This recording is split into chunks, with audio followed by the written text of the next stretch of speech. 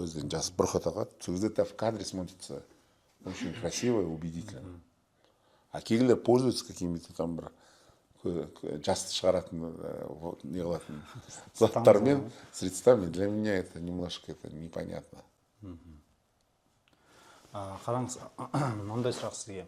Кезінде, мысалы, бұрынғы киноларды алсақ, старшего поколения киноларды, ол жерде көбінесе киноларымыз бізге қандай кино болса да, біздің қазіргі таңда қазақтың бір руханиятын көтеруге көптеген посылдар болатын, былайша айтқанда, месседждар. Қазіргі таңда ондай рухани месседждар азайып кеткен сияқты да кинода. Ол деген қазіргі қоғамның сұрап жатқанына, ол деген қазіргі қоғамның сұранысы басқа болғаны ма, әлде ол солай болуы керек па қазіргі таңда?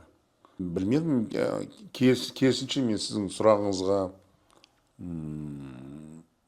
сұрағыңызбен келіспеймін.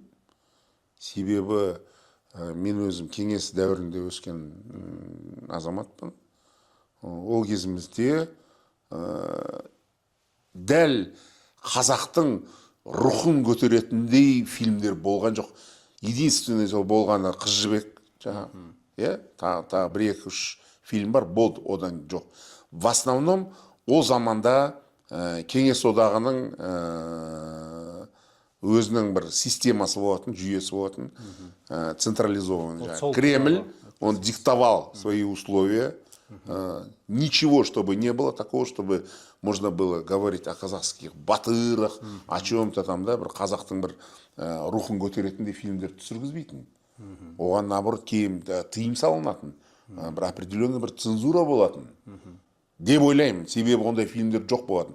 В основном кеңес одағының жаңағы фильмдердің бәрі кәдімгідей денационализация дейді ғой, жаңағы өзіміздің, чтобы никто не чувствовал себя казахом, кто-то там біреу қырғыз емес, анау өзбек емес дегендей.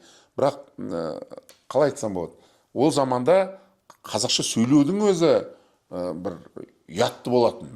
Мен өйткені оқуға түскен кезде, Алматыға келген кезде, Алматының бәрі орысша сөйлейді.